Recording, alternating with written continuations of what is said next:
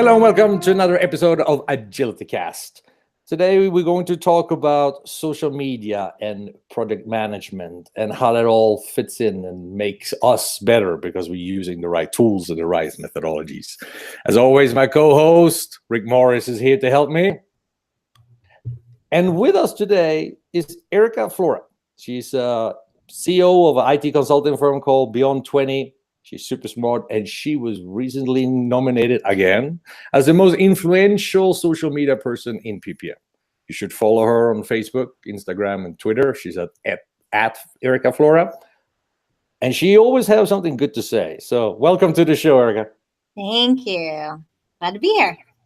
So, Erika, as we talk about social media and we talk about the impact into the PPM community, right? 90% of a job of a project manager is supposed to be communicating. How do you see social media starting to influence that, or is there an influence right now in social media and project communications? Yeah, so that's a good question. I think that it's giving us a lot more avenues by which to communicate. So, I use, when it comes to pure social media, I use a lot of LinkedIn. I've met new people. I've found lots of knowledge that way. I think social media can be a good place to find knowledge, to share knowledge. Internally, there's so many more tools that we have at our disposal. Our team internally uses a lot of not only face-to-face communication, and obviously face-to-face is best, but we have folks all over the country. So we communicate a lot through Slack, through video. So yeah, just lots and lots of different ways to kind of meet people where they're at. Do you see companies starting to develop a social media strategy and how they communicate? Now, and I'll give you an example of what I'm talking about. For instance, Slack. I'll walk into a large organization and I'll see that 4 or 5 departments have all picked their own tool that they're communicating with, so that it becomes more silo-based versus everything that we're typing is going to that greater whole. Do you see that it's starting to become more and more of a factor where there has to be some sort of social media strategy and communication? So if you're talking about like within an organization or is that both? Kind of yeah. So let's talk internal first. I'm seeing a lot more organizations go to these like collaborative tools. Certainly they've been around for a long time, and it's a way to get a quick answer. But I'm also seeing, and there's studies that have come out saying that people tend to, instead of getting up and going to talk to somebody down the, like 5 feet away, that it's much easier just to ask them in a tool. And so I think that from an organizational perspective, and one of the things that we think about is how do we make sure that people are actually collaborating face-to-face and they don't hide behind tools? And I think that's a great point around organizational culture, right? The culture of either having that collaborative environment, because the intent of the tool is supposed to be more collaborative, but we actually are seeing the reverse of that in a lot, especially around creativity and decision making. So what would you suggest people do to help combat that culture? Oh man. So when it comes to creativity, that's really difficult to do with tools. We will get people in a room and we'll actually talk through it. And we use low tech kind of stuff like Post-it notes and pens and markers and things like that. And put our, literally throw our ideas up on the wall and talk through them that way. Tools are good for, hey, can you help me answer this question? Or hey, what are some different ways I can tackle this? But when you're actually like trying to brainstorm and stuff like that, there are some tools that can help you with that. But, and I've seen them, in fairness, I've seen some collaborative tools work well for virtual teams where that is the only way you can get people physically into a room. But when you're together, it's good to get together. So for us, I don't know that it's necessarily a strategy that we've put in place, other than we've created an environment where it's a lot easier for people to get together.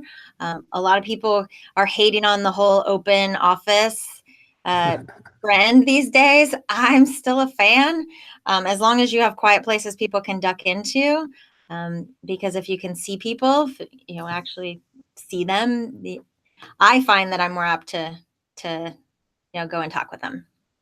If you look at the today's generation entering the workplace. I'm not talking about millennials; they sort of had their thing; they're on their way out. But the next generation,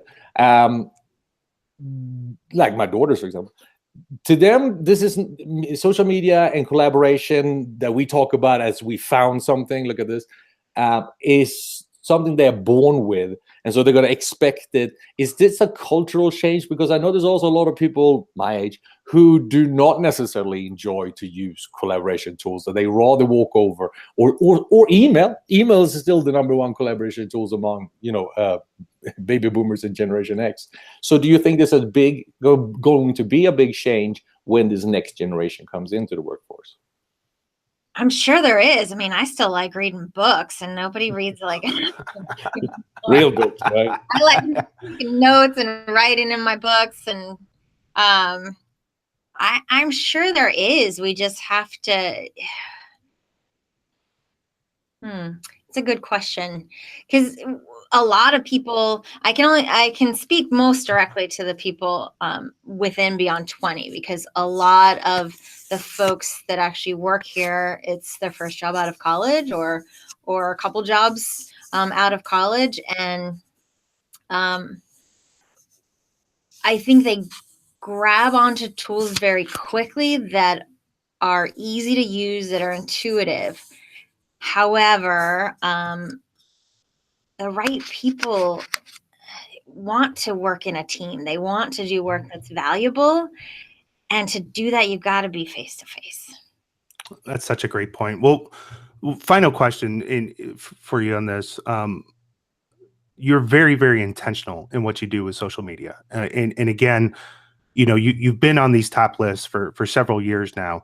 And you're consistent, which is why you're one of the highest influencers in our industry. Talk about the intentionality and kind of how you set that up. Do you schedule a specific time? Is it just, when you're feeling something? Help us out with that. Yeah. So when we started our business, we were very intentional in how we were going to attract customers. And we were doing inbound marketing before inbound marketing was cool. And so what we would do is just write about stuff that we thought were important in the industry, shared our lessons. Well, and me personally, I always try to share or write, let's say, blog articles. We'll start with that one. I try to write blog articles of the mindset of what would be really helpful to me, or what do I find is really cool about this topic, or what do I wish I knew 10 years ago, a year ago, 6 months ago, as I was maybe learning about this topic. What would I want to know, knowing now what I didn't know then. Anyway, so I try to share like that. It's not just, here's news I'm sharing. Why do I think that's interesting? Why do I think that would help somebody else, for example, that's in project management or that's in IT, even down to like quotes that I find that I'm like, oh, this is so cool. And I want to just share it with someone that might, be positive or inspire.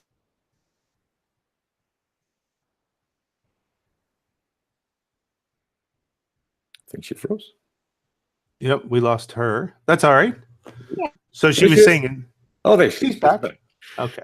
Well, now you froze there for a second, but that's okay. But thank you, Erika. I myself think that marketing department should transform itself into more like newsroom and constantly pumping information out there, because the people are starving for that, especially in today's days. So it was great having you here. Maybe we can do this again and spend more time around it, because we learned a lot. So thank you so much, Erika. Oh, thank you so much. Have a good one. And now we're going to take a look at Rick's Corner, where we talk about books and apps and other fun things like today. Yeah, for sure. And today I've got something just very fun and kind of off the wall to share, but I help and teach junior achievement. And as you look to try to connect with high school seniors, it's very difficult. So I brought them up to speed on a project that I get an incredible opportunity to help with, but I'm the executive producer of the official Mickey Mouse Club 30-year reunion. And so we're, a lot of these people that I'm working with have never done project management. Really, some of the business etiquette isn't there, those kinds of things. And so we have this great ability to help influence this event. So it's basically like a Comic-Con or Dragon Con that we're doing in May in Orlando.